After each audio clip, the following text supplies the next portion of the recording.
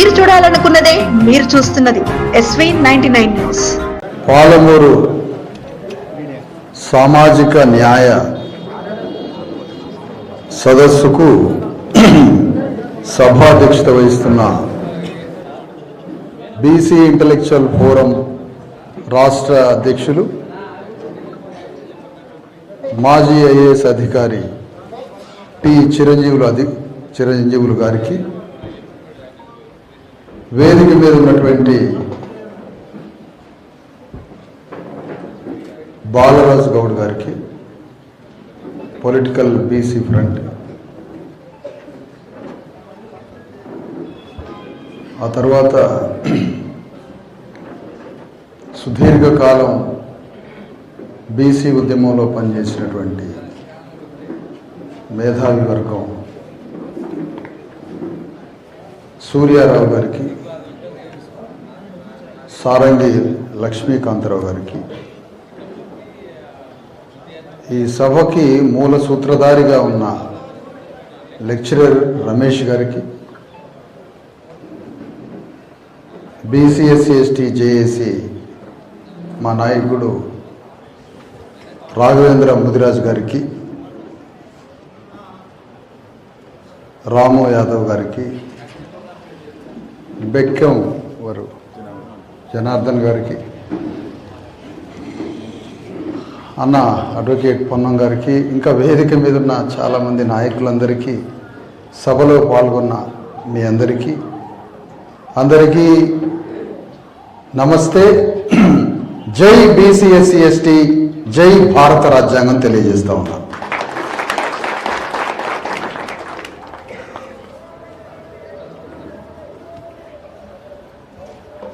మహబూబ్ నగర్లో సామాజిక న్యాయం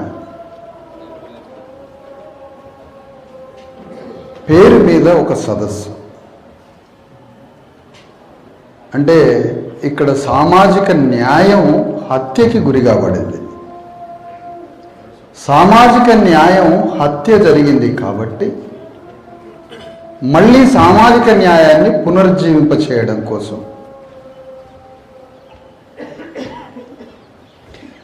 సమాజం అంటే ఒక వర్గం బతకడం కాదు,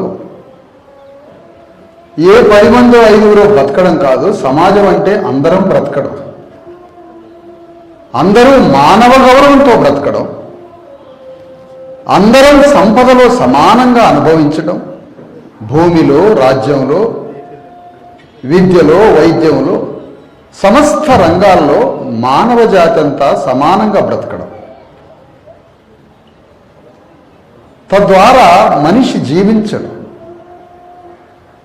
ఇలాంటి సామాజిక న్యాయాన్ని పునర్జీవింపజేయడానికి ఈ సదస్సుకి బహుశా పెద్ద ఆయన చిరంజీవి గారి పేరు పెట్టి ఉంటారు. మనం జపాన్లో హిరోషిమా, నాగసాకి మీద అణుబాంబుల వర్షం కురిసింది. ఒక సెకండ్లోనే కొన్ని కోట్ల మంది ప్రాణ నష్టం జరిగింది. అది పునర్జీవింపబడడానికి ఎన్ని సంవత్సరాలు పడిందో మీరందరూ చూశారు. కానీ భారతదేశంలో, తెలంగాణలో ప్రతి అగ్రవర్ణం వారి దోపిడీ మన జాతుల మీద ఒక అణుబాంబు వర్షంతో సమానం. అక్కడ ఒక సెకండ్లో ధ్వంసం కావచ్చు మానవ జాతి, ఇక్కడ 100 ఏళ్ళు పట్టవచ్చు. కానీ అణగారిన వర్గాల మీద పడుతున్న మానవ బాంబులే ఈ అగ్రవర్ణాల దోపిడీ. మన భూమిని, మన రాజ్యాన్ని, మన సంపదని, మన మానవ హక్కులని, మన శ్రమని, మన రక్తాన్ని దోచుకోవడం అంటే అది మానవ బాంబు కాకపోతే మరేమిటి? అక్కడ అణుబాంబు అట్లా పడగానే ఒకే సెకండ్లో మనుషులంతా బూడిదైపోవచ్చు.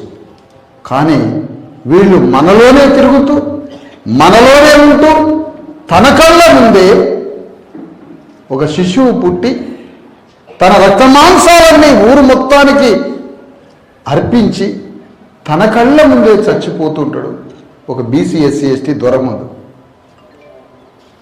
అయినా కనికరం లేదు, ఎలాంటి కనికరం లేదు. ప్రపంచ సామ్రాజ్యవాదం అని చెప్తున్నారు అమెరికాని. సామ్రాజ్యవాద దేశమే, నిజమే. మార్క్సు కమ్యూనిస్టులు పోల్చిన సామ్రాజ్యవాదం అని చెప్పినా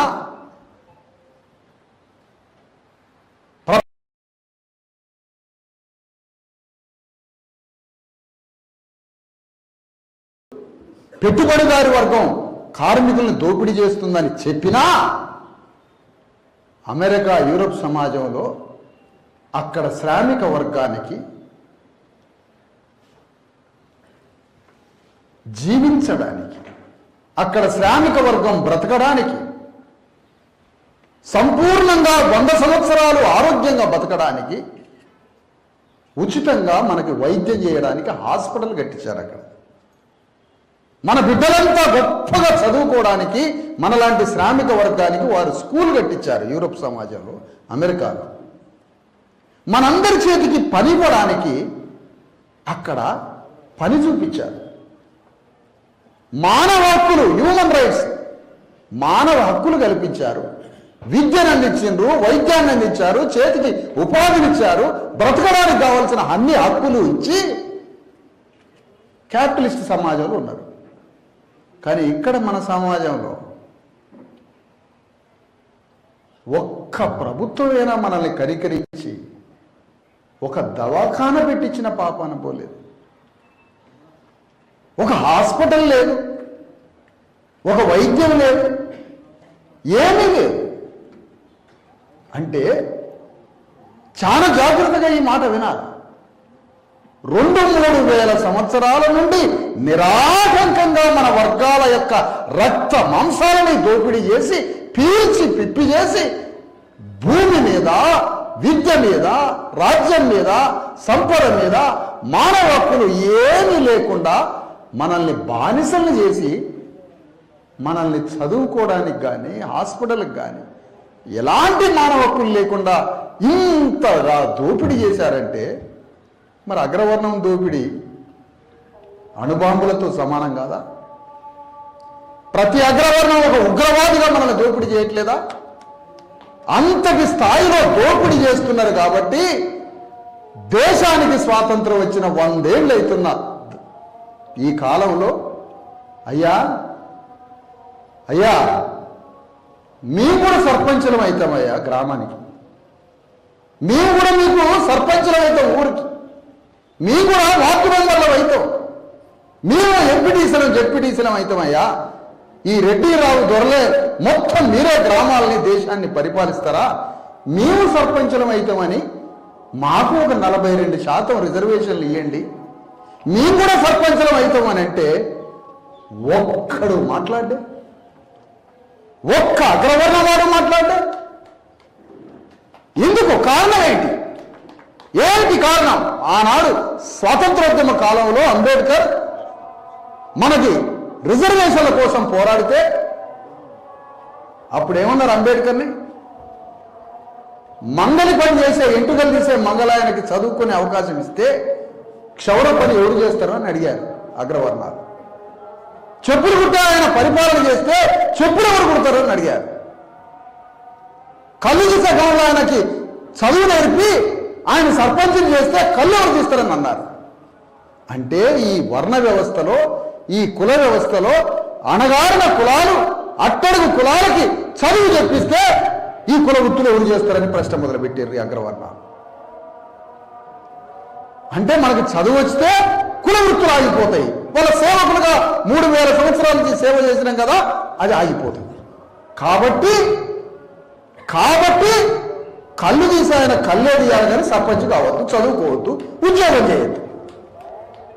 బట్టలు ఉతికే చాకలి తల్లి బట్టలే ఉతకాలి తప్ప ఆమె సర్పంచ్ కావద్దు, చదువుకోవద్దు. బట్టలు ఉతికే చాకలి తల్లిని ఈ దేశానికి కలెక్టర్ని చేసి సర్పంచ్ని చేసింది భారత రాజ్యాంగం. కానీ ఇప్పుడు రేవంత్ రెడ్డి కులాల వృత్తులు కులాలే చేసుకోవాలి తప్ప ఆ కులాలు చదువుకోవద్దు, ఆ కులాలు ఉద్యోగాలు చేయొద్దు, ఆ కులాలు సర్పంచులు కావద్దని సనాతన ధర్మం వైపు, కుల వ్యవస్థ, వర్ణ వ్యవస్థ వైపు రేవంత్ రెడ్డి నిలబడ్డాడు. సమానత్వం వైపు లేడు రేవంత్ రెడ్డి. నువ్వు బీజేపీని విమర్శిస్తున్నావు కదా రేవంత్ రెడ్డి, బీజేపీది సనాతన ధర్మం. ఏం కులం వాడు ఆ కులం పనిచేసుకోవాలి. సామెత పుట్టించిండు అగ్రవర్ణం ఆయన. ఎవరి పని వాళ్ళు చేసుకోవాలని. ఎవరి పని వాళ్ళంటే ఈ అణగారిన కులాలు ఏ కుల వృత్తులు చేసుకుంటున్నాయో ఆ కుల వృత్తులు చేసుకోవాలి తప్ప శంభూకుడు చదువుకుంటే శంభూకుడిని నరికేస్తారు. శంభూకుడు చదువుకుంటే శంభూకుడిని నరికేస్తారు. ఎందుకు? ధర్మం తలకిందులైతుందట. శంభూకుడు శూద్రుడు. శంభూకుడు శూద్రుడు కాబట్టి శంభూకుడు చదువుకుంటాడు. శంభూకుడు చదువుకుంటే శంభూకుడు తల నరికేస్తారు. ఎందుకంటే శంభూకుడు కానీ చదువుకుంటే రాజ్యాన్ని వేలే రాజు అవుతాడని శంభూకుడిని నరికేశాడు. మరి ధర్మం తలకిందులైతుంది అని శంభూకుడిని నరికిన వైపు బీజేపీ పార్టీ ఉంది. ఎందుకు? అణగారిన కులాలకు రాజ్యం రావద్దు, సంపద రావద్దు, భూమి రావద్దు, ఈ దేశం అగ్రవర్ణాల చేతిలోనే ఉండాలి అని బీజేపీ ప్రతిపాదించింది. ఇప్పుడు రేవంత్ రెడ్డి ఎటువైపు? బీజేపీ ఆలోచన వైపు ఉన్నాడా? లేదు, సమానత్వం వైపే రేవంత్ రెడ్డి ఉంటే 42% చట్టం కోసం రేపటి నుంచే ఆమరణ నిరాహార దీక్ష ఎత్తికి మాకు చట్టం తీసుకొని రా. ఢిల్లీ పోయి పార్లమెంట్ ముందు యుద్ధం చేయి. పార్లమెంట్ ముందు యుద్ధం చేసి నువ్వు 42%, 50% బీసీలకి 9th షెడ్యూల్లో పెట్టి ఈ చట్టాన్ని నువ్వు తీసుకురాలేదు కాబట్టి, ఈ చట్టం కోసం నువ్వు పోరాటం చేయడం లేదు కాబట్టి వర్ణ వ్యవస్థ వైపు, కుల వ్యవస్థ వైపు, బీజేపీ సిద్ధాంతం వైపు రేవంత్ రెడ్డి ఉండడం తేలిపోయింది. రేవంత్ రెడ్డి బీజేపీ సిద్ధాంతం వైపు లేడు అని నువ్వు నిరూపించుకోవాలంటే రేవంత్ రెడ్డి, మాకు 90% మంది ప్రజలు మేమున్నాం, మాకు 90% రిజర్వేషన్లు ఇచ్చి పార్లమెంటులో చట్టం తీసుకురా, పార్లమెంట్లో 9th షెడ్యూల్ ఉన్నట్టు మా అణగారిన వర్గాలందరినీ సమన్యాయంతో చూస్తే నువ్వు కుల వ్యవస్థ వైపు లేవు, వర్ణ వ్యవస్థ వైపు లేవు, బీజేపీ సిద్ధాంతం వైపు నువ్వు లేవు, రాజ్యాంగం వైపు ఉన్నావని మేము నమ్ముతాం నిన్ను. కానీ రేవంత్ రెడ్డి 42% చట్టం కోసం ఎందుకు పోరాటం చేయట్లే? కారణం ఏమిటి? ఎందుకు పోరాటం చేయట్లే? ఈ మధ్య ఒక జేఏసీ పుట్టిందయా, జేఏసీ మన తెలంగాణలో. మన జేఏసీలు కాదు, అది అగ్రవర్ణాల జేఏసీ. ఆ అగ్రవర్ణాల జేఏసీ రెడ్డి, వెలమ, కమ్మల అందరికి కలిపి ఒక జేఏసీ పుట్టించారు వీళ్ళు. ఆ జేఏసీకి చైర్మన్ రేవంత్ రెడ్డి, ఆ జేఏసీకి వైస్ చైర్మన్ కేసీఆర్, ఆ జేఏసీకి ఇంకో వైస్ చైర్మన్ కిషన్ రెడ్డి. ఈ ముగ్గురు కలిసి తెలంగాణలో బీసీ, ఎస్సీ, ఎస్టీలలో ఒక సామాజిక విప్లవం వస్తుంది కాబట్టి మన ముగ్గురం ఒక్కటి కావాలి. వాళ్ళ సామాజిక విప్లవ నినాదంతో తెలంగాణ మొత్తం ఒక అగ్ని పరాటాలాగా లేవబోతుంది కాబట్టి మన ముగ్గురం మేల్కొని ఉండి వాళ్ళ సామాజిక విప్లవం వైపు పోకుండా కృష్ణా నదిలో నీళ్ల వాటా ఎంత అనే సబ్జెక్టు బయటికి తీయాలి అని కేసీఆర్ బయటకు వచ్చి పాలమూరు రంగారెడ్డి ప్రాజెక్టు గురించి ఏమిటి, కృష్ణానది నీళ్ల వాటా ఏంటి, గోదావరి నీళ్ల వాటా ఏంటి అని లెక్కలు మొదలుపెట్టింది కేసీఆర్. ఎంత భయంకరమైన దోపిడీ ఇది! ఈ మాట ఎంత భయంకరమైన మాట ఇది! సామాజిక న్యాయం అనే ఒక విప్లవం తెలంగాణ గడ్డ మీద ఇన్ని సంవత్సరాల తర్వాత, 2500 సంవత్సరాల తర్వాత తెలంగాణ గడ్డ మీద సామాజిక విప్లవం ఒకటి వస్తుంటే తెలంగాణ రాజ్యంలో సాగరాల వాటా ఎంత, మంగళాల వాటా ఎంత, యాదవుల వాటా ఎంత, గుజరాజుల వాటా ఎంత, అణగారిన కులాలైన మంగలి కులం, చాకలి కులం, సమస్త సబ్బండ కులాల కుమ్మరుల వాటా ఎంత, మేఘరుల వాటా ఎంత, మాలామాదిగల వాటా ఎంత, పద్మశాలిల వాటా ఎంత, విశ్వబ్రాహ్మణుల వాటా ఎంత అని 150 కులాలు తెలంగాణలో ఉన్న సంపదలో, రాజ్యంలో, భూమిలో మా వాటా ఎంత అని మొదటిసారిగా సంఘ విప్లవం వస్తుంటే దీన్ని అణిచివేయడానికి కేసీఆర్ బయటకు వచ్చి 3 కోట్ల మంది అడుగుతుంటే సామాజిక న్యాయం, కృష్ణానదిలో వాటా ఎంత అని అంటాడు. ఇంతకన్నా దొంగ, ఇంతకన్నా పెద్ద దోపిడీదారుడు, ఇంతకన్నా మాంత్రికుడు ఎవడైనా ఉంటాడా తెలంగాణలో? నువ్వు ఒక ప్రతిపక్ష నేతగా ఉండి సామాజిక విప్లవం వస్తుంటే ఈ సామాజిక విప్లవం వైపు మాట్లాడడానికి 42% రిజర్వేషన్ల గురించి మాట్లాడకుండా నువ్వు బయటకు వచ్చి కృష్ణానది నీళ్ల గురించి మాట్లాడతావా? ఎంతటి దోపిడీ! మహబూబ్ నగర్లో నీళ్లు బారినాయి అన్నావు. మహబూబ్ నగర్లో నీళ్లు బారినా మా వలసలు ఆగిపోలే. మహబూబ్ నగర్లో నీళ్లు రాకముందు మా వలసలు ఆగిపోలే. నీళ్లు రాకముందు వలసలు అంతే ఉన్నాయి, నీళ్లు వచ్చినాక వలసలు అంతే ఉన్నాయి. నీళ్లు రాకముందు నువ్వు వలసపోలే, నీళ్లు వచ్చినాక నువ్వు వలసపోలే. నీళ్లు తెలంగాణలో కాదు ఆంధ్రాలో నీళ్లు ఉన్నాయి అన్నారు. ఆంధ్రాలో నీళ్లు ఉన్నప్పుడు అక్కడి నుంచి అణగారిన కులాలు ఇక్కడికి వలస వచ్చారు. అంటే ఆంధ్ర నుంచి కూలి పని చేయడానికి వచ్చినోడికి భూమి లేదు. తెలంగాణలో నీళ్లు పారినా తెలంగాణలో నీళ్లు పాడకముందు మనకు భూమి లేదు, పాడినాక భూమి లేదు. మాకు భూమే లేదు కాదురా. కృష్ణానదిలో నీళ్లు, గోదావరిలో నీళ్ల సంగతి ఎందుకు? మాకు సామాజిక విప్లవం సంగతి ఏంటి? రాజ్యం సంగతి ఏంటి? ఈ రాజ్యం ఎవరికి అసలు? 90% బీసీ ఎస్సీ ఎస్టీల ఓట్లు ఉండగా మా ఓట్లను దొంగతనం చేసిన ఈ దొంగ ఆంధ్ర నీటి దొంగ గురించి మాట్లాడతాను. ఆంధ్ర నీటి దొంగ ఆంధ్రుడైతే తెలంగాణ రెడ్డి వెలవలు ఓటు దొంగలు. వీళ్ళు 90% ఓట్లను దోపిడీ చేస్తారు. ఇక్కడ మనం మాట్లాడాల్సింది ఒక మాట. ఇన్నాళ్ళు మీకు రాజ్యం అప్పచెప్పాం కదా, ఇంతకాలం మీకు రాజ్యం అప్పచెప్పాం కదా, ఇన్ని సంవత్సరాలు తెలంగాణ వాదం అంటే నీకు రాజ్యం అప్పచెప్పినాం. మేమందరం కలిసి నీకు రాజ్యం అప్పచెప్పినాం. తెలుగువారి ఆత్మగౌరవం అంటే నీకు రాజ్యం అప్పచెప్పినాం. ఎన్టీ రామారావు. కమ్యూనిస్టులు సోషలిజం అంటే వాళ్ళకు రాజ్యం అప్పచెప్పినాం. ఇందిరమ్మ వస్తే ఇందిరమ్మకు రాజ్యం అప్పచెప్పినాం. మొదటిసారిగా మా బీసీ ఎస్సీ ఎస్టీలకి సామాజిక న్యాయం కావాలి, మాకు రాజ్యంలో వాటా కావాలని ఈ బీదా పిచ్చి జనం ఒక దగ్గర కూర్చుంటే ఒక్క అగ్రవర్ణం వాడు వచ్చి మనకెందుకు మద్దతు ఇవ్వలేదా? మీకు ఎన్నాళ్ళు మీరు రాజ్యం ఒప్పచెప్పినాం కదా, యుగాలుగా మీకు రాజ్యాన్ని ఒప్పచెప్పినాం, దశాబ్దాలుగా మీకు రాజ్యం ఒప్పచెప్పినాం, రాజ్యాంగం వచ్చినాక మీకు రాజ్యం ఒప్పచెప్పినాం కదా. ఇన్నాళ్ల తర్వాత కోట్ల మంది బీదా బిక్కి బట్ట లేనోడు, తిండి లేనోడు, కడుపుల పేగులు లేనోడు, చదువు లేనోడు అందరూ ఒక దగ్గర కూర్చొని అయ్యా ఈ రాజ్యంలో మేము సర్పంచులం అవుతాం అయ్యా, అయ్యా ఈ రాజ్యంలో ఎంపీటీసీలం అవుతాం అయ్యా, అయ్యా ఈ రాజ్యంలో వార్డు మెంబర్లం అవుతాం అయ్యా, అయ్యా మాకు ఒక హాస్పిటల్ కట్టియండి అయ్యా అని మేము సామాజిక న్యాయం అడుగుతుంటే ఒక్క అగ్రవర్ణం వాడు ఎందుకు లేడు ఇక్కడ? ఒక్క అగ్రవర్ణం వాడు ఎందుకు లేడు ఇక్కడ? ఎందుకు మద్దతు ఇవ్వడానికి లేడు? మద్దతు ఇచ్చేవాడు ఎందుకు ఇక్కడ అగ్రవర్ణం వాడు లేడు? అగ్రవర్ణం వాడు మన రాజకీయ పోరాటానికి ఎందుకు మద్దతు ఇవ్వడం లేదు? ఒక్కటే ప్రశ్న, నా ప్రశ్న. మేము రాజ్యాన్ని పరిపాలిస్తాం, మాకు సర్పంచులు కావాలి, ఎమ్మెల్యేలు కావాలి, మంత్రులు కావాలి, ముఖ్యమంత్రులు కావాలి, ఈ రాజ్యం మాకు కావాలని మనం పోరాటం మొదలు పెడితే ఒక్క అగ్రవర్ణం వాడు మన ఉద్యమానికి ఎందుకు మద్దతు ఇవ్వడం లేదు? వాడు మద్దతు ఇవ్వకపోయినా వాడి దగ్గరికి మనం పోతున్నామంటే సిగ్గు మనకు లేదా, వాడికి లేదా అని అడుగుతున్నా ఈ వేదిక మీద. ఎవరికి లేదు, ఎవరికి లేదు అని అంటున్నా. ఎవరికి ఆత్మగౌరవం లేదు ఇక్కడ? కొల్లాపూర్ రాజు వెలమరాజు. ఆ వెలమరాజుకి ఒకే ఒక గాలి మోటార్ భారతదేశంలో ఉన్నాడు. మీర్ ఉస్మాన్ అలీ ఖాన్ తర్వాత కొల్లాపూర్ ఆయనకు ఉంది హెలికాప్టర్. వాడు కృష్ణానది పై గద్వాల్లో ఒక రాజు, వనపర్తిలో ఒక రాజు, కొల్లాపూర్లో ఒక రాజు. కొల్లాపూర్ తర్వాత 100 కిలోమీటర్లు దిగినాక జగేపేట దగ్గర ముక్త్యాల రాజావారు. ఈ రాజులు పరిపాలిస్తున్నారు కృష్ణానది పక్కన. ఈ రాజులలో కొల్లాపూర్ రాజు తన రాజ్యం పోయింది. భారత రాజ్యాంగం వచ్చిండు, అంబేద్కర్ వచ్చిండు.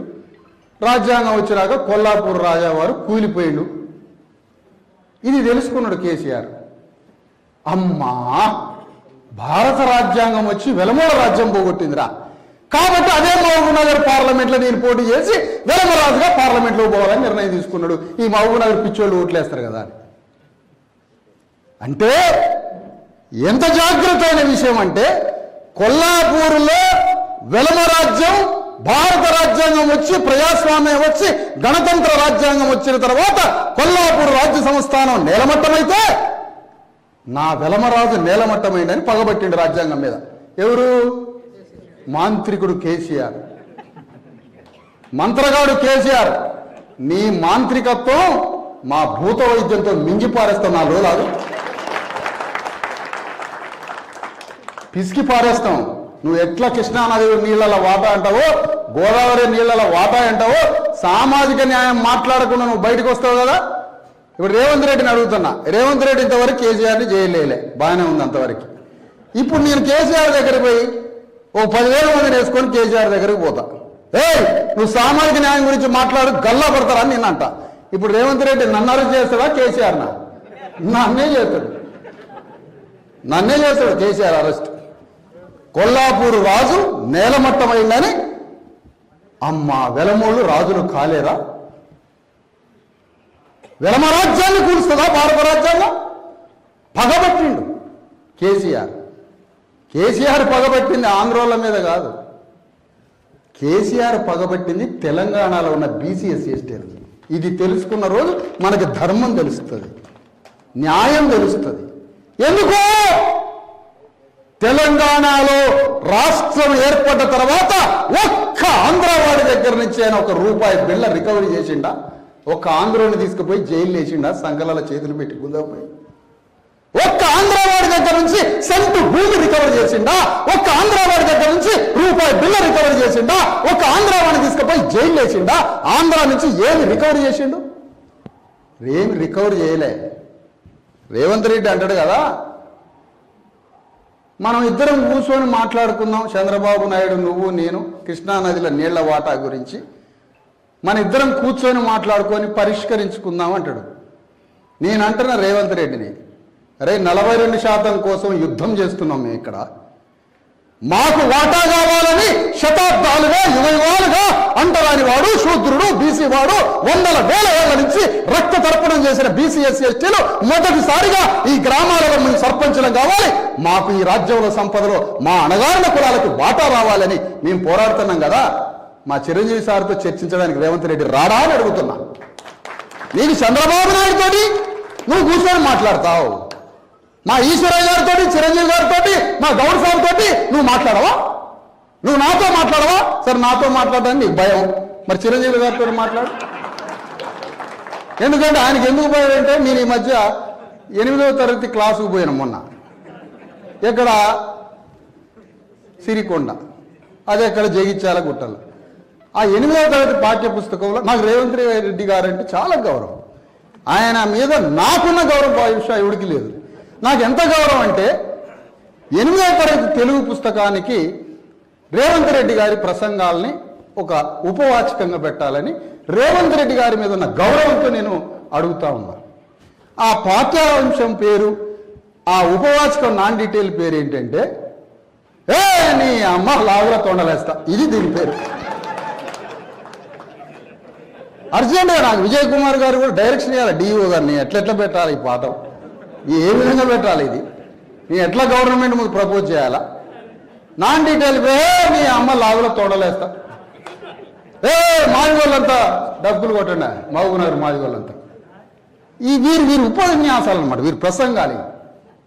చెప్పొచ్చే విషయం ఏంటంటే, నీకు చంద్రబాబు నాయుడికి ఒక్క 10 టీఎంసీలో 50 టీఎంసీలో నీళ్ళ దగ్గర తగాదైతే, మీ ఆంధ్ర అగ్రవర్ణాల భూముల్లో నీళ్లు పారడం కోసం మీరిద్దరు కూర్చొని చర్చించుకుంటున్నప్పుడు, బీసీఎస్సీ ఎస్టీల రిజర్వేషన్ల యుద్ధం జరుగుతుంటే మాతో చర్చించడానికి ఎందుకు రావు అని అడుగుతున్న ఈ వేదిక మీద నుంచి.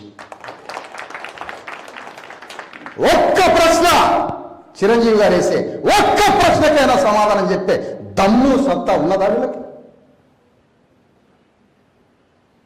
ఎందుకు మాతో చర్చించడానికి రావడం?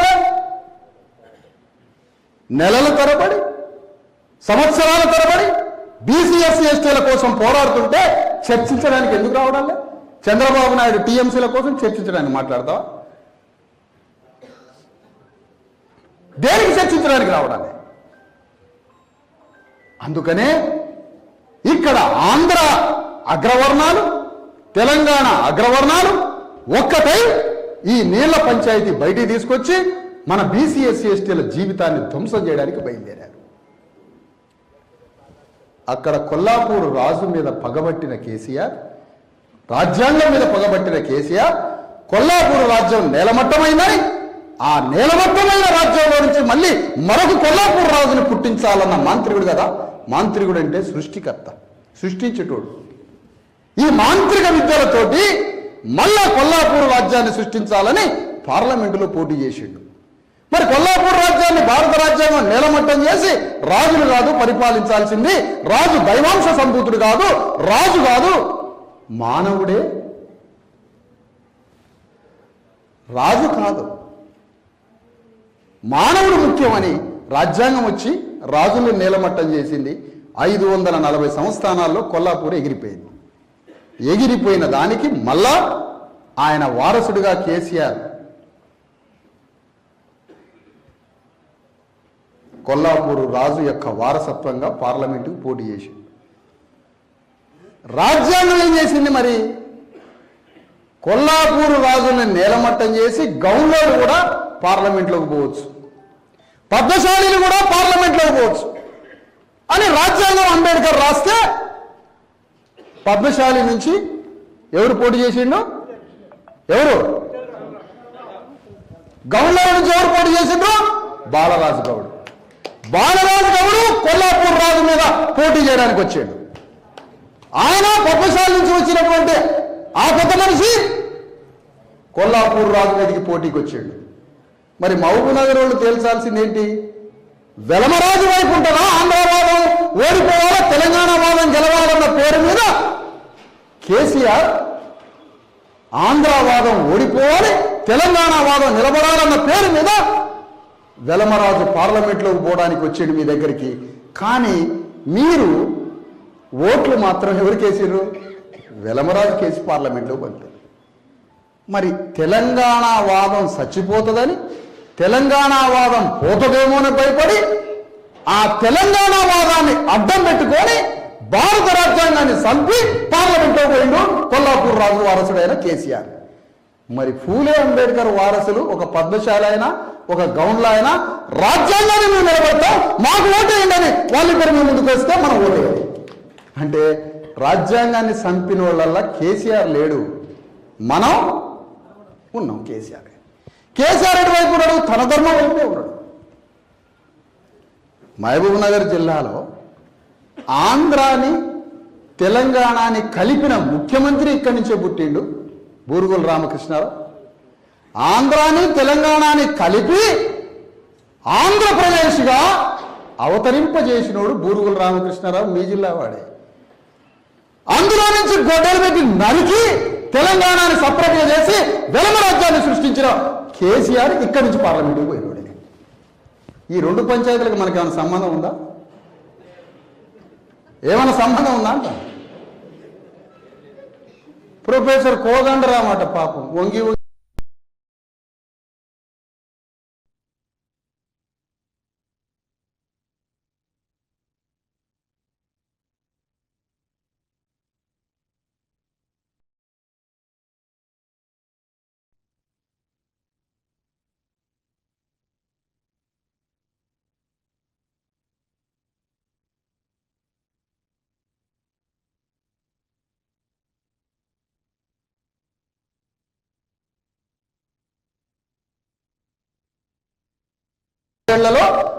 ఆంధ్ర వాళ్ళు మహబూబ్ నగర్ జిల్లాలో అది నీళ్ల దోపిడీ కావచ్చు, మరో దోపిడీ కావచ్చు, 50,000 కోట్ల రూపాయలు దోపిడీ చేసిరట ఆంధ్ర వాళ్ళు తెలంగాణలో మహబూబ్ నగర్ జిల్లాలో.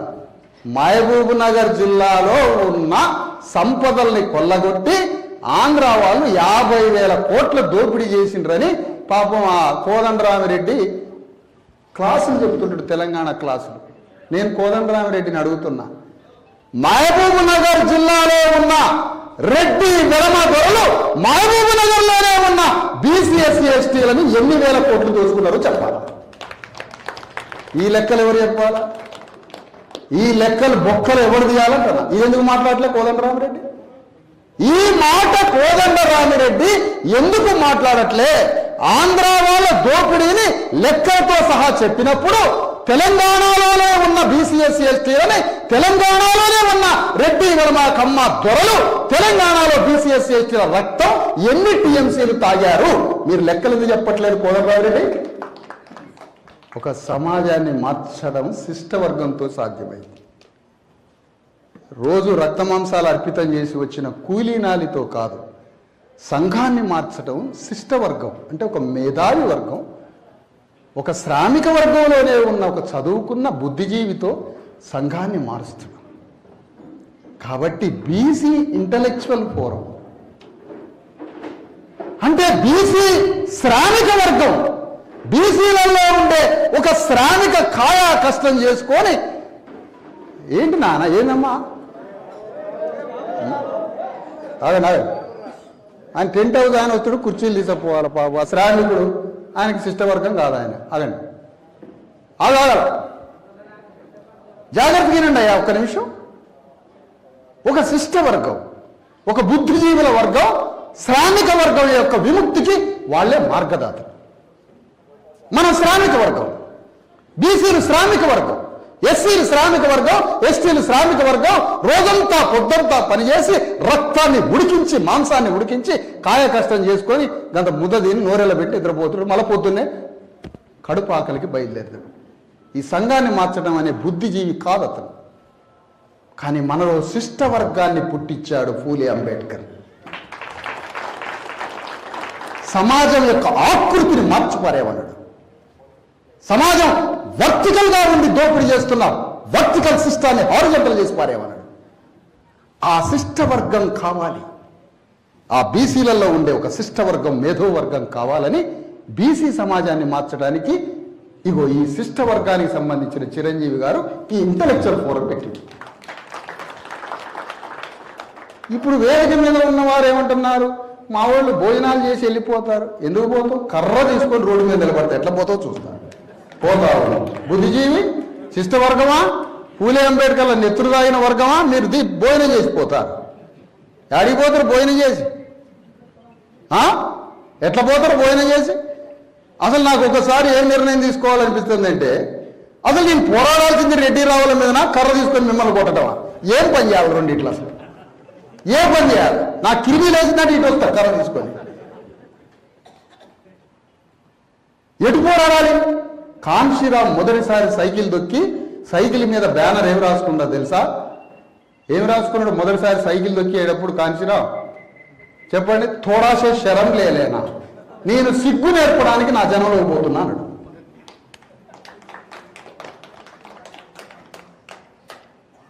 అన్నం తిని పోతారు మీటింగ్కి. ఈ మాట బయట అనండి, ప్రెస్లో అనండి. మరి అప్పుడు రెడ్డి ఆయన ఏం చెప్తారో చూద్దాం. అన్నం తిని యుద్ధం చేయడానికి కూర్చోండి. అక్కడ అన్నం పెట్టకపోయినా జ్ఞాన అన్నం పెట్టడానికి వచ్చాడు పెద్ద మనిషి. ఈ జ్ఞాన అన్నాన్ని తిని ఇంకా మళ్ళా రాడు ఎవడు, ఇక వచ్చేటోడు లేడు. ఇక భూగోళం పని అయిపోయింది. ఒక్కడు మిగిలిండి, ఒక ఐఏఎస్ ఆఫీసరు రిటైర్డ్ అయ్యి హృదయం తట్టుకోలేక వచ్చాడు.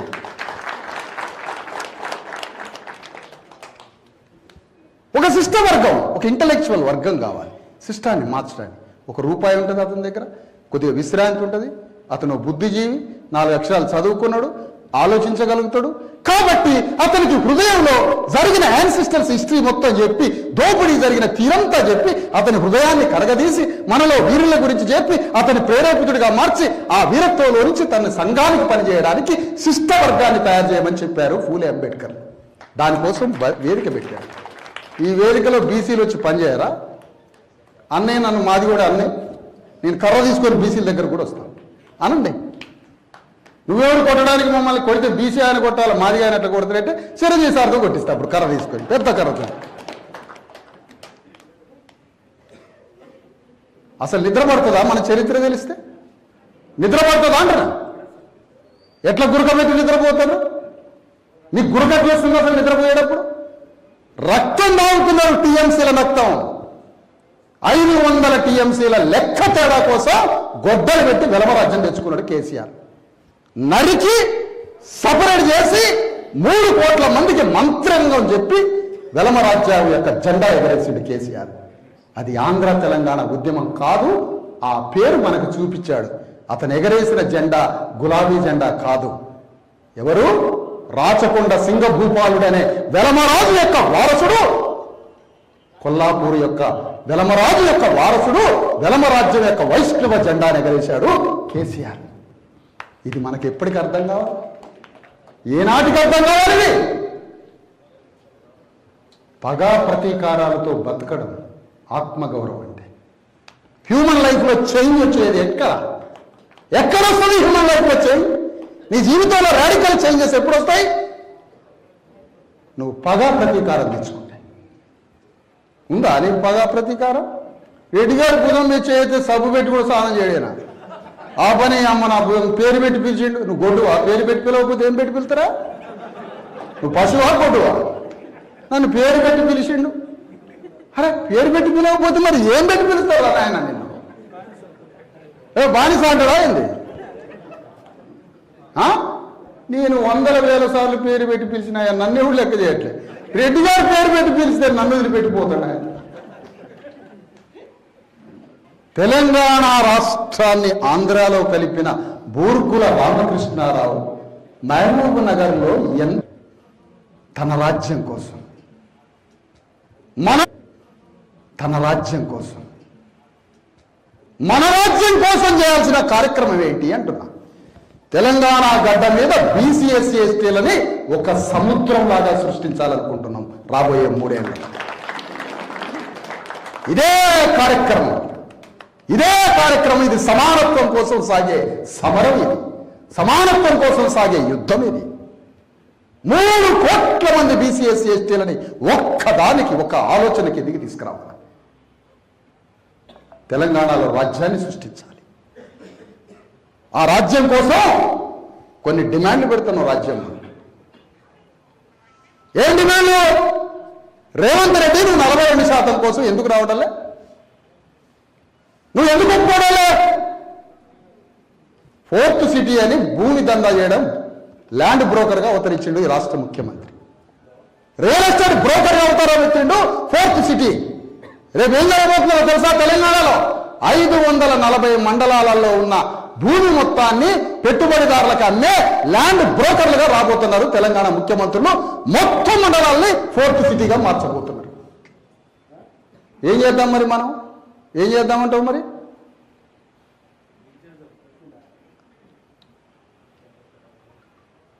ఈ రాష్ట్రం, ఈ దేశం మనది.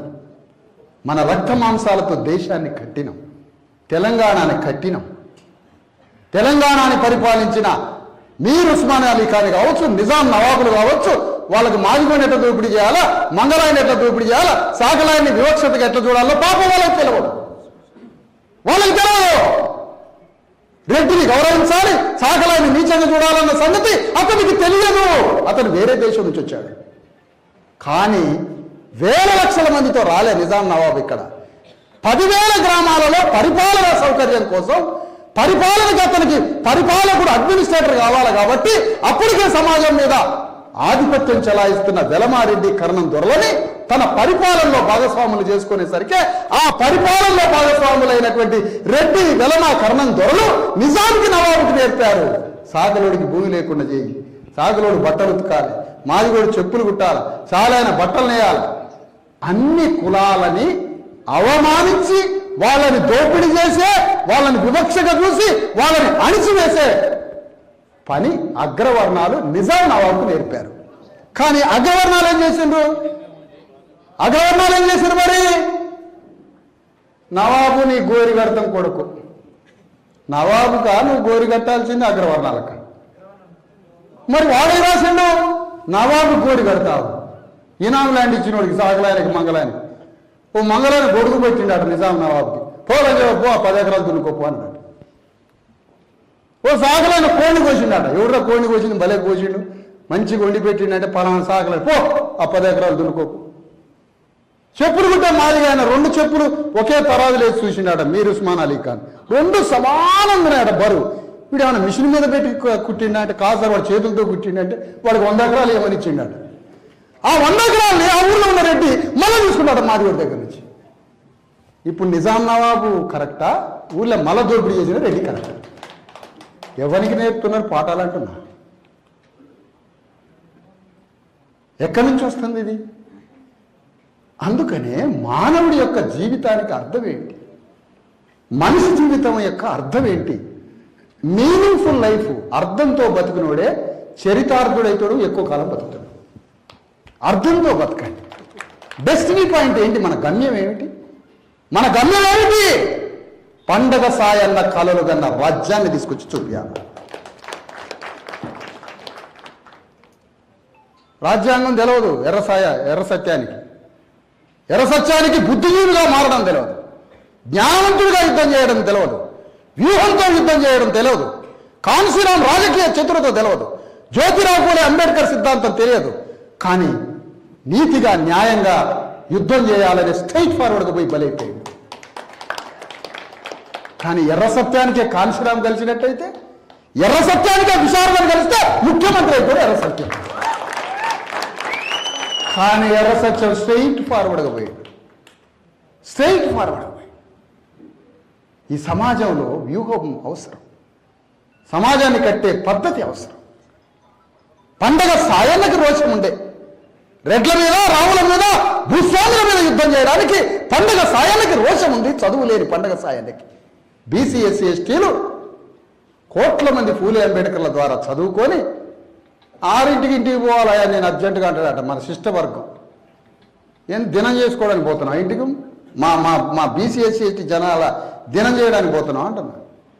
నిజంగానే ఈ మాట నిజంగా దినం చేయడానికే పోతారు మీరు. ఎందుకు? మన వాళ్ళందరూ హాస్పిటల్ లేక చస్తారు, మన వాళ్ళందరూ చదువు లేక చస్తారు, మన వాళ్ళందరూ భూమి లేక చస్తారు, మన వాళ్ళందరూ ఉపాధి లేక చస్తారు. కాబట్టి వాళ్ళకి దినాలు అవుతాయి. దినాలు చేసేది ఇప్పుడు ఎవరు? పోలీసు వాళ్ళు లేరా? చెప్పండి. మనమే దినాలు చేసేది. ఎందుకు? ఈ సిస్టమ్ చంపేస్తుంది మనల్ని. ఒక హత్య కత్తితోటి పొడవడం ఒక్కటే కాదు, హత్యకు అనేక కార్యకారణాలు ఉంటాయి. మన మౌనం, మన యుద్ధం లేకపోవడం, మనం జ్ఞానం తెలుసుకోకపోవడం, మనకు పగా ప్రతీకారం లేకపోవడం, శత్రువు మీద యుద్ధం లేకపోవడం, సంపదను సమానంగా పంచాలనే పోరాటం లేకపోవడం, ఇదే మన ప్రజలు చావుకి కారణం. అంబేద్కర్ రాజ్యాంగం రాయకపోతే, జ్యోతిరావు ఫూలే ఉద్యమానికే తెలంగాణ పద్మశాలీలు పైసా పోగు చేసి జ్యోతిరావు ఫూలేకి ఇస్తే జ్యోతిరావు ఫూలే మహారాష్ట్రలో యుద్ధాన్ని ప్రారంభించాడు. వాళ్ళే సహకరించకపోతే ఫూలేకి మనం 6 గంటలకు ఇంటికి పోతాం.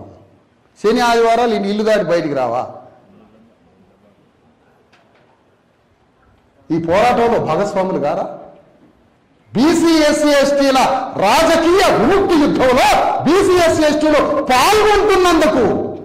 పాల్గొంటున్నందుకు గర్వపడండి. తెలంగాణలో మన బిడ్డలకి రాజ్యం ఇద్దాం, మన బిడ్డలకి తెలంగాణ గడ్డ మీద రాజ్యాన్ని ఇద్దాం. వాళ్ళే బతుకుతారు. వారసత్వ ఆస్తి నీ బిడ్డలకి రాజ్యమే. నీ బిడ్డలకి రాజ్యం ఇస్తే దాన్ని తీసుకొని బతుకుతారు. చివరికి చచ్చిపోయే ముందు కూడా ఆలోచిస్తావు కదా వీళ్ళు ఎట్లా బతుకుతారు అని. ఎందుకు టెన్షన్ పడుతున్నావు? రాజ్యం ఇచ్చిపో. వాళ్ళే ఆనందంగా బతుకుతారు. నీ బిడ్డలు సంసారిగా బతుకుతారు. రాజ్యంతో పాటు ఏమిస్తున్నావో తెలుసా? నీ బిడ్డలకి జ్ఞానం ఇస్తున్నావు. దాంతోపాటు ఏమిస్తున్నావో తెలుసా? నీ బిడ్డలకి ధైర్యాన్ని ఇస్తున్నావు. ధైర్యంతో పాటుగా బోనస్గా రాజ్యాన్ని కూడా ఇస్తున్నావు. అంటే క్షత్రియుడిగా మార్చిపోతున్నావు నీ బిడ్డల్ని. ఈ పోరాటంలో పాల్గొనాలి మనం.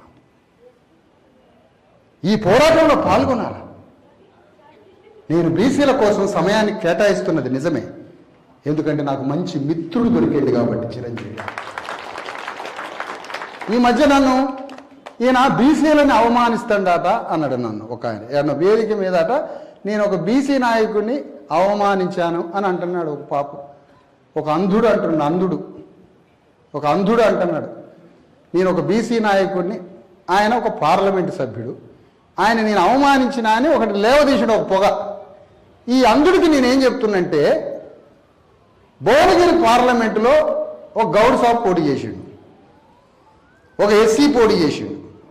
భువనగిరి పార్లమెంట్లో చామల కిరణ్ కుమార్ రెడ్డి అని ఈ రేవంత్ రెడ్డి చుట్టం పోటీ చేసిండు. బీసీ ఎస్సీ ఎస్టీ సంఘాలన్నీ పోయి చామల కిరణ్ కుమార్ రెడ్డికి మద్దతు తెలియజేసి ఆ పోటీ చేసిన గౌండ్లో ఆయన గొంతు కోసారు కత్తులు పెట్టి. ఇప్పుడు అవమానించింది ఎవరయ్యా? ఈ బీసీ సంఘాలే. మరి నన్నంటారేమయ్యా? అయ్యా నన్నంటారు మరి కత్తులు తెచ్చి గౌన్లైన గొంతు కోసి శ్యామల కిరణ్ కుమార్ రెడ్డిని పార్లమెంట్లోకి పంపారు. అవమానించింది నేనా? సాంప్రదాయ బీసీ ఎస్సీ ఎస్టీ సంఘాలు. ఎవరు అవమానించింది? ఒక పెద్ద మనిషి మోడీకి అండగా ఉంటాడు ఒకడు. ఊరిని అమ్మ మోడీ మనకు అండగా ఉండాలా, మనం మోడీకి అండగా ఉండాలా? అమ్మ సాగుపాడుగాను. ఎందుకంటే ఆయన మనకు ఆ పని చేసి పెట్టాడు. వాడెవడో చేసి పెట్టడానికి రాజ్యాంగం ఉండగా, నీలో పోరాటం ఉండగా ఆడేవి చేయడానికి గల్లా బట్టి గుంజకొచ్చి నడి రోడ్డు మీద వంగ తీసి పని చేపిస్తాం. వాడు ముఖ్యమంత్రి అయినా ప్రధానమంత్రి అయినా. రాజ్యాంగం ఇది ఫూలే అంబేద్కర్ ఇచ్చిన వాక్యం, ఇది డైలాగ్. మోడీకి అండగా ఉండాలనా, రేవంత్ రెడ్డికి అండగా ఉండాలనా, కేసీఆర్కి అండగా ఉండాలనా? సాంప్రదాయ బీసీ ఎస్సీ ఎస్టీ సంఘాలు 70 ఏళ్ల నుంచి తెలంగాణలో సాంప్రదాయ బీసీ ఎస్సీ ఎస్టీ సంఘాలు, సాంప్రదాయ కుల సంఘాలు తెలంగాణ గడ్డ మీద 70 ఏళ్ల నుంచి రెడ్డి వెలమ ద్వారా పాలక వర్గాల పక్షాన నిలబడబట్టే స్వతంత్రంగా ఒక బీసీ వారు రెడ్డి మీద పోటీ చేయడానికి, వెలమ మీద పోటీ చేయడానికి, ఈ గ్రామ సర్పంచ్ ఎన్నికల్లో యుద్ధం చేయడానికి ఎవడు ముందుకు రాకపోయాయి. కొంతకాలంగా సాంప్రదాయ సంఘాలని పక్కన పెట్టి బీసీ ఎస్సీ ఎస్టీలని ఫూలే అంబేద్కర్ కాంచీరామ్ సిద్ధాంతం మీద నడపడానికి ఒక 6 నెలల కృషి చేయడంతో 85% బీసీ ఎస్సీ ఎస్టీలు సర్పంచులే. అది సంపూర్ణ విప్లవం నేను అనట్లే, అది పరిపూర్ణ విప్లవం నేను అనట్లే. కానీ ఒక ఆలోచన తీసుకురావడం జరిగింది తెలంగాణలో. ఎక్కడికి పోయినా అన్న మీ ముగ్గురు మీ నలుగురు కలిసి తిరిగిండ్రన్న. గత కొంతకాలంగా మాకు పోటీ చేయాలని ఆలోచన వచ్చింది. కరెంటు బిల్లు కట్టుకున్నాం, ఇంటికి పైసా లేదు. 500 కోట్ల రూపాయలు 500 ఎకరాలున్న ఒక వెలమ దొర మీద జగిత్యాల అడవుల్లో గొర్రెలు కాసే గొల్లాయన పోటీ చేసి సర్పంచ్ గెలిచింది. ఎట్లా సాధ్యమైంది? పైసా లేదు.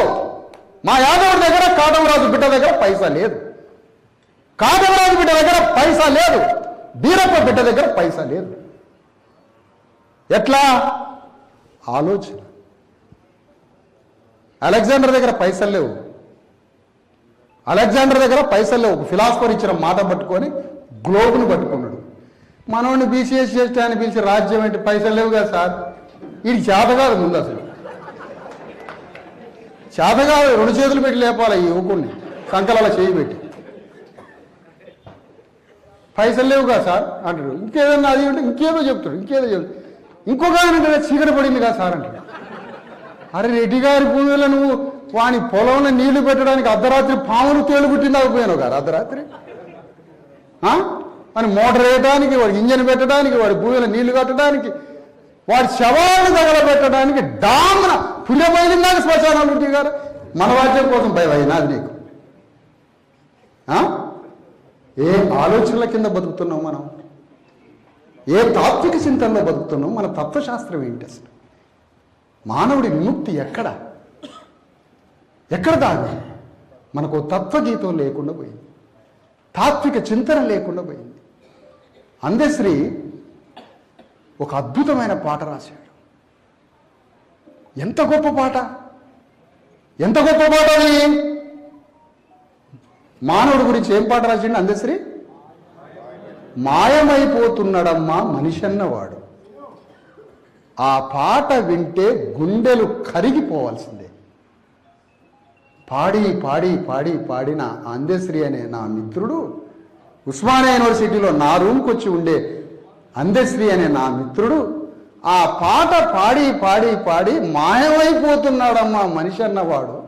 ఇక మనిషి లేడు, ఉంటే మంచి మనిషి రేవంత్ రెడ్డి అని చెప్పిపోయాడు. ఈ ఎడుకోవాలి చెప్పండి. ఇక మనమంతా ఇప్పుడు ఆడిపోవాలి చెప్పాలి. అయా తెలంగాణ విప్లవం తాత్వికత యొక్క మార్గం చెప్పిపోయినాయని దండం పెడతా. ఏం చేద్దాం చెప్పండి. ఇప్పుడు మళ్ళీ బాగా బయలుదేరుతాడు. అందశ్రీని చచ్చిపోయిన ఆయన విమర్శించిండు, విషయాలను రాళ్లతో కొట్టాడు. 30 ఏళ్ళ నుంచి అంటారు రాళ్లతో కొట్టడానికి. ఒక్క మాట అంటానికి నా ఎదురుగా ఒక్కడు రాలేదు, సింగిల్ మనిషి రాలేదు.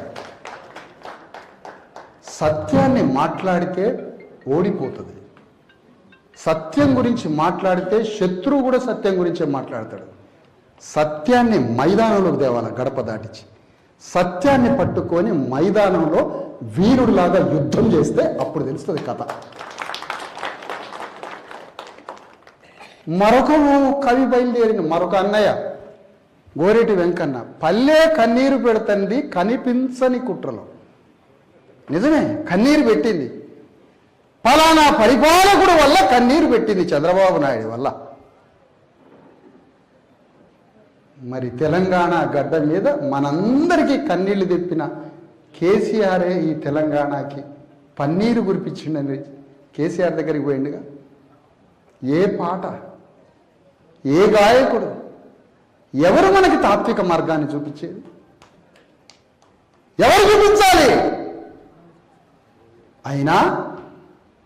అయినా అందశ్రీ వ్యక్తిగతంగా మిత్రుడు, తాత్వికంగా క్లారిటీ లేకుండా పోయాడు. గోరెడ్డి వెంకన్న మిత్రుడే, ఇప్పుడు ఉన్నాడు. మన ఉద్యమం పెరిగి పెద్దదైతే గోరెడ్డి వెంకన్న మన ఉద్యమంలోకి వస్తాడు.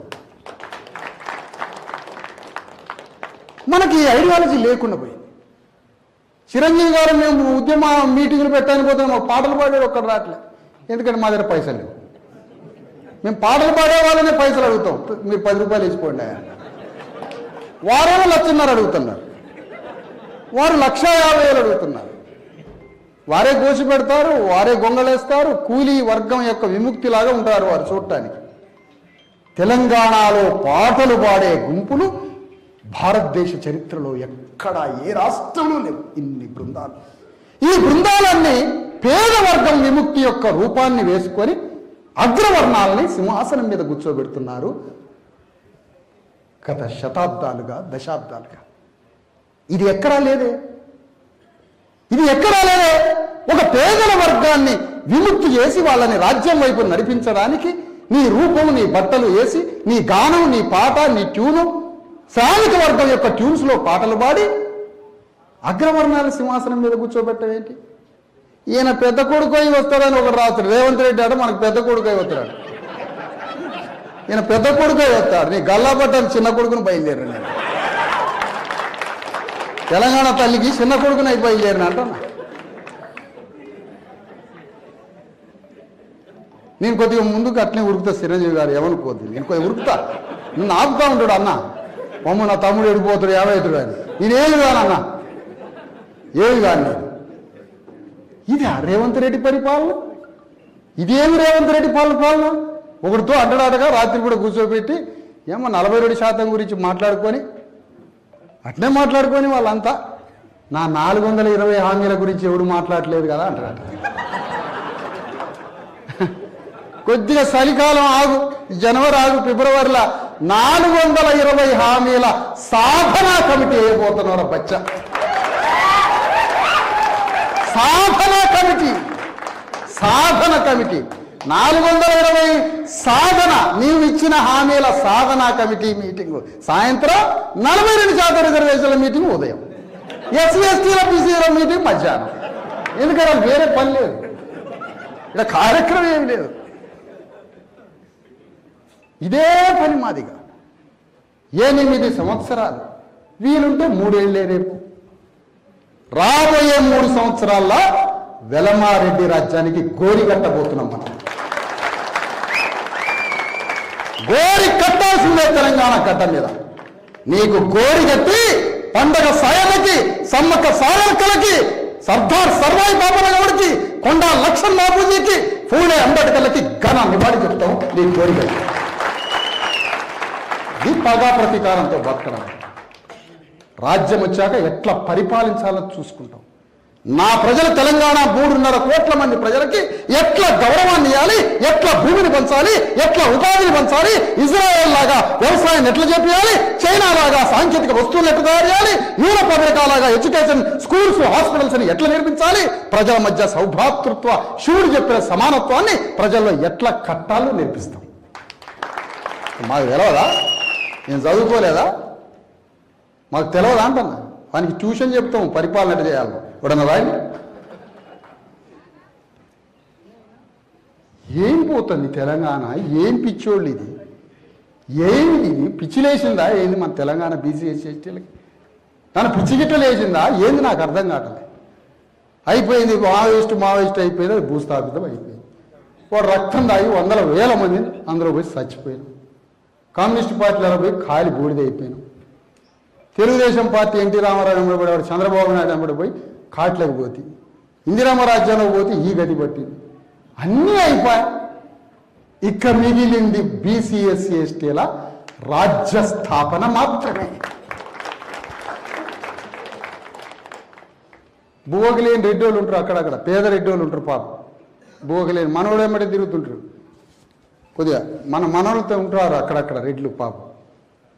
ఖచ్చితంగా వాళ్ళని మన దాంట్లో తీసుకున్నాం. నీ భుజాలు కాయలు కాసేటట్టు మా జెండా మోయాల రెడ్డి గారు. కరెంటు స్తంభం ఎక్కి చిరంజీవి గారి ఫ్లెక్సీ కట్టాలి.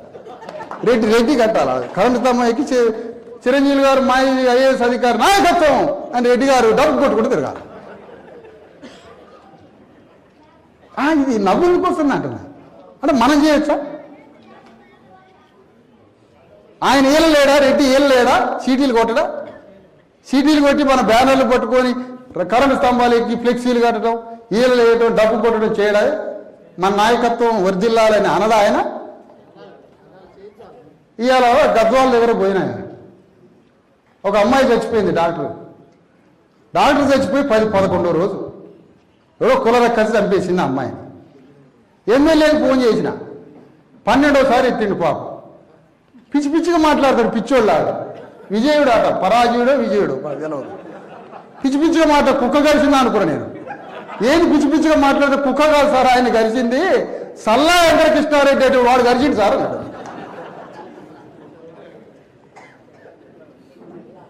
అందుకని ఆయన ఆధీనంలో ఉంటాడు సార్ ఈ ఎస్సీ ఎమ్మెల్యే. ఈ ఎస్సీల ఎమ్మెల్యేలు మొత్తం రెడ్ల చేతి కింద పనిచేస్తుంటారు, వాళ్ళ దగ్గర పనిచేస్తారు. నువ్వు రేపు ఉదయం వరకు ఈ సావుకాడికి రాకపోతే నీ కొంప ముందు ధర్నా చేస్తానని చెప్పిన ఫోన్లో. ఎవడు కలెక్టర్ రాలే, జాయింట్ కలెక్టర్ రాలేదు, ఆర్డీఓ రాలే, ఎంఆర్ఓ రాలే. అమ్మాయికి అన్యాయం జరిగిందని పోలీసు వాళ్ళు కేసు పెట్టారు. అంటే గవర్నమెంట్ ఎక్కడ ఉంది? ఎటు వైపు స్టాండ్ అయి ఉంది? బాధితురాలి వైపు ఉన్నది. గవర్నమెంట్ పోలేవద్దా శవం దగ్గరికి, ఇంటికి పోలేవద్దా, తల్లిదండ్రుల్ని పలకరించి ఏం చేయాలో ప్రాథమికంగా ఆ రిహాబిలిటేషన్ ఏదో ఒకటి ఇస్తారు కదా, 10,000 ఏదో ఇచ్చినా ఇవ్వకపోయినా గవర్నమెంట్ పోద్దా ఇంటికి? ఎంఆర్ఓ మా అమ్మమ్మ వాళ్ళ అమ్మ చనిపోయింది అంటాడు ఎంఆర్ఓ. ఎన్నో రోజు అంటే ఇది ఇవ్వాలే సార్ అన్న. అమ్మమ్మ వాళ్ళ అమ్మట డైరెక్ట్ అమ్మాయి చనిపోయింది రా, మా అమ్మాయి మా కూతురు చనిపోయింది. ఇది బుద్ధి సిగ్గున్న ప్రభుత్వం ఏనా అంటున్నా.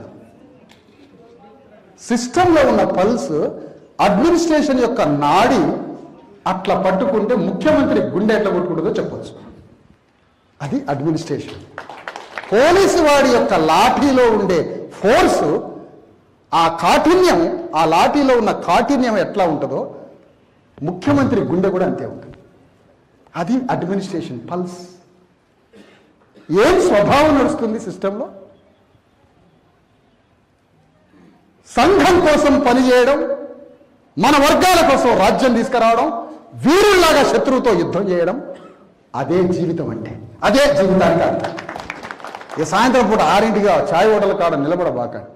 అంబేద్కర్ సంఘాలు, ఎస్సీబీసీ సంఘాలు, కుల సంఘాలు 6 గంటల కాడ ఛాయ్ బాగుంటుందన్న ఆయన 6 నుంచి 9 దాకా ముచ్చట్లు పెడితే కర్ర తీసుకొని కొడతా సెంటర్ల దాకా వచ్చి. నేనే కొడతా. ఏం పని సెంటర్లా అంట. రెడ్డి నిలబడట్లేదు సెంటర్లా. బార్ అండ్ రెస్టారెంట్లో రెడ్లు వచ్చి తాగరేంది? బీసీ ఎస్సీ ఎస్టీల రెస్టారెంట్లో ఒకటే ముచ్చట్లు 10 దాకా వాని గల్లాపేట నింపడానికి. మా కొంప మీద లేదు, ఆ తాగి సచ్చే కదా, మీ కొంప మీద అందరు కూర్చొని తాగొచ్చుగా.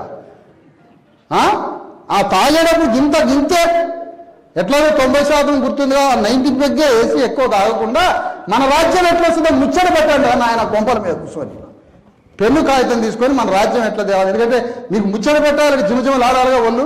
సరసరా ఆ 97 తాగి మన రాజ్యం ఎట్లా తెచ్చుకోవాలో తెల్లవారి దాకా చర్చించండి మీ కొంపల కూర్చొని.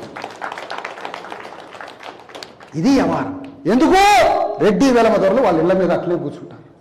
వాళ్ళు బార్లకు రావట్లే, బజార్లో రాగట్లే, బస్టాండ్లో బొరలాడట్లే, రోడ్ల మీద తిరగట్లే, ఇళ్ల మీద కూర్చొని తెలంగాణ గడ్డని ఎట్లా పరిపాలించాలనో ఆడ కూర్చొని చర్చించుకుంటారు. బార్లలో బీసీ ఎస్సీ ఎస్టీలు రోడ్ల మీద వైన్ షాపులలో దాగి బజార్లో తిరిగితే కర్ర తీసుకొని అడుగుతాం. ఎందుకంటే నా అన్నలు కాబట్టి నా తమ్ముడు కాదు. కొడితే మీరు కొట్టండి, నన్ను పోలీస్ స్టేషన్ పోయి చెప్పుకుంటాను. అయ్యా మా అన్నలకు రాజ్యం రావాలంటే వీడు కొట్టి చంపుతాండి అంట. ఎవడు అడగేవాడు లేక, చెప్పేవాడు లేక. అందుకని మిత్రులారా, బీసీ ఎస్సీ ఎస్టీ బంధువులారా, బీసీ ఎస్సీ ఎస్టీ బలగం ఉన్న మిత్రులారా, మన యొక్క పూర్వీకుల లెగసీ, వారసత్వం, బీసీ ఎస్సీ ఎస్టీల విముక్తి కోసం వేల సంవత్సరాల నుంచి పోరాటం మొదలైంది. అది శివుడు చెప్పిన సమానత్వమా, బుద్ధుడు చెప్పిన సమానత్వమా, సాహు మహారాజు చెప్పిన విషయమా, జ్యోతిరావు ఫులే ఆలోచన, శివాజీ మహారాజు బోధించిన రాజ్యమా, అశోక చక్రవర్తి రాజ్యమా, బింబిసారుడి రాజ్యమా? కర్ణాటకలో బసవేశ్వరుడు సమానత్వంతో అట్టడుగు వర్గాలను దేవాలయంలో తీసుకొచ్చి అట్టడుగు వర్గాలకి భూమిని పంచి అట్టడుగు వర్గాల చేతిలో నాణ్యాన్ని పెట్టి అట్టడుగు వర్గాలకి భోజనం పెట్టి అందరినీ సమానంగా చూసిన బసవేశ్వరుడి రాజ్యమా, పోతులూరి వీరబ్రహ్మం గారి వాక్యమా, సమ్మక్క సారక్కల పరిపాలన, వీళ్ళందరి ఆలోచన కొనసాగింపుతో తెలంగాణ గడ్డ మీద బీసీ ఎస్సీ ఎస్టీ 90% ఉన్న బీసీ ఎస్సీ ఎస్టీల రాజ్యాన్ని స్థాపించడానికి ఈ యుద్ధంలో, ఈ సమరంలో పాల్గొనండి అని మిమ్మల్ని కోరుతున్నాను. ఇక్కడి నుంచి దానికి అనేక హక్కుల కోసం పోరాడుతూ అనేక రాజ్యాంగం ఇచ్చినటువంటి హక్కులతో ఈ రాష్ట్రం, ఈ దేశం పాలకుల మీద మన డిమాండ్లు ఉంచుదాం. 42% తప్పించుకున్నాడు మన సర్పంచ్ నుంచి. ఇప్పుడు మున్సిపాలిటీ వచ్చింది, దాంట్లో పెట్టాలా, అది అడుగుతాం. మళ్ళీ రేపు ఎంపీటీసీ వస్తుంది, దాంట్లో పెట్టాలి. ఇప్పుడు మనోడు ఏమనుకుంటున్నాడు, రేవంత్ రెడ్డి ఈ అది తెలివిగల్లోడు అన్నట్టు ఇతను. ఈయన ఏమనుకుంటాడు, అమ్మ వీడికి గెలిచినాడు, నా దాంట్లో వేసుకుంటా, నా దొడ్లో కట్టేసుకుంటా అంటాడు. కట్టేయి రేపు 3 ఏళ్ల తర్వాత ఎన్నికలు వస్తే నేను గుందకొచ్చి నా దొడ్డ కట్టేస్తా. నిన్ను ఆగు, 3 ఏళ్ళలో ఇట్లనే కట్టేసుకుంటా పో, ఇట్లనే కట్టేసుకుంటా పో, నీ దొడ్లో కట్టేస్తావు. అందుకనే తెలంగాణలో సామాజిక విప్లవం కోసం రేవంత్ రెడ్డి ఎంత యుద్ధం చేయాల్సిన బాధ్యత ఉందో, సామాజిక న్యాయం కోసం అంతే బాధ్యత ముఖ్యమంత్రి హోదాతో సమానమైన ప్రతిపక్ష నేత కేసీఆర్ మీద కూడా ఉంది. అందుకనే కేసీఆర్ నీళ్ల పంచాయతీ తెచ్చి, ఎప్పుడైనా నీళ్ల పంచాయతీ తీసుకొచ్చి సామాజిక న్యాయం సమాధి చేయాలని కేసీఆర్ అనుకుంటే 1,00,000 మందితో కేసీఆర్ గల్లా పడదామని పోతున్నా. 1,00,000 మంది ప్రజలతో కేసీఆర్ గల్లా పడతా. ఇది కేటీఆర్కి చెప్తా, మొత్తం టీఆర్ఎస్ శ్రేణులందరికీ చెప్తున్నా, కేసీఆర్ గల్లా పట్టడం ఖాయం. నువ్వు సామాజిక న్యాయం అందుకోకుండా, 42% రిజర్వేషన్ల గురించి మాట్లాడకుండా, తెలంగాణలో అట్టడుగు అణగారిన వర్గాలు యుగాలుగా దోపిడీ గురవుతున్న వర్గాలంతా సామాజిక న్యాయం గురించి మాట్లాడుతుంటే, నువ్వు నీళ్ల పంచాయతీ పెట్టి సామాజిక న్యాయ సూత్రాన్ని అదృశ్యం చేయడానికి మాంత్రికుడు బయలుదేరండి కేసీఆర్. అదే నువ్వు పనిచేస్తే నీ గల్లా పట్టడానికి 1,00,000 మంత్రులు బయలుదేరతారు. చూద్దాం ఏం జరుగుతుందో తెలంగాణ, ఏం జరుగుతుందో చూద్దాం. ఒక చిన్న తెలంగాణ రాజ్యం తీసుకొస్తే 40 మంది రెడ్లు ఎట్లయినారు, 12 మంది వెలమలు ఎట్లయినారు, 1% ముఖ్యమంత్రి ఎట్లయినా. ఇదేనా తెలంగాణ? నువ్వు తెలంగాణ తీసుకొచ్చినప్పుడు, తెలంగాణ రాజ్యాన్ని తీసుకొచ్చినప్పుడు మాకు ఇచ్చిన వాగ్దానం ఏది? నువ్వు తీసుకొచ్చే తెలంగాణ రాజ్యంలో సాగరాల వాటా గురించి చెప్పినావా, మంగళవార వాటా గురించి చెప్పినావా, భూమిలో వాటా గురించి చెప్పినావా, సంపదల వాటా గురించి చెప్పినావా, మా రిజర్వేషన్ల గురించి చెప్పినావా? తెలంగాణ రావాలన్నా దానికి ముఖ్యమంత్రి పోయినా. ఇప్పుడు ఆ పాప పరిహారం చెల్లించుకోవడానికి, నువ్వు చేసిన పాపం చెల్లించుకోవడానికి ఇప్పుడన్నా నువ్వు సామాజిక న్యాయం గురించి మాట్లాడు. అంటే కేసీఆర్ ఓడిపోవడానికి ఆయన సిద్ధమవుతుంది, కానీ రేవంత్ రెడ్డి మీద సామాజిక న్యాయం గురించి మాట్లాడలేదు. చూసిన వాళ్ళు అండర్స్టాండింగ్. కేసీఆర్ గెలవాలంటే ఒకే ఒక కాగితం, సామాజిక న్యాయాన్ని ఎత్తుకొని బీసీ ఎస్సీ ఎస్టీలకి రాజ్యం రావాలని కేసీఆర్ పోరాడితే 5 నిమిషాల్లో రేవంత్ రెడ్డి సమాధి అవుతాడు. కానీ కేసీఆర్ ఎత్తుకుంటాడు ఈ నినాదం. కేసీఆర్ ని సమాధి చేయాలంటే Revanth Reddy BC SC ST విప్లవాన్ని, న్యాయాన్ని రేవంత్ రెడ్డి అందుకుంటే 5 నిమిషాల్లో కేసీఆర్ సమాధి అవుతాడు. ఈ ఇద్దరిని సమాధి చేయాలంటే బీజేపీ బీసీ ఎస్సీ ఎస్టీలకు రాజ్యం అప్పచెప్పే నినాదం ఎత్తుకుంటే ఈ ఇద్దరు సమాధి అవుతారు. కానీ ఈ వాళ్ళు ముగ్గురు సమాధి అయినా పర్వాలే, కానీ ఎవడికి వాడు మనకు మాత్రం విప్లవం రావాలని కోరట్లేదు. అంటే మనం చచ్చిపోవాలి బాబు, మనం మరణించాలి, మనం చచ్చిపోవాలి అందరం. వైద్యం లేక చావాలి, విద్య లేక చావాలి, సంపద లేక చావాలి, ఉపాధి లేక చచ్చిపోవాలి. మనమే చనిపోయి మన వాళ్ళ దినాలకే మనం వెళ్ళిపోవాలి. అందుకనే ఇది ఆపాలి, ఈ పద్ధతిని ఆపాలి. తెలంగాణలో బీసీ ఎస్సీ ఎస్టీల రాజ్యం కోసం అందరం కలిసి ఉద్యమించి ఈ పోరాటంలో మనందరం పాల్గొని చరితార్థులమైదామని మీ అందరికీ మన ధర్మాన్ని బాధ్యతని గుర్తు చేసి సెలవు తీసుకుంటున్నాం.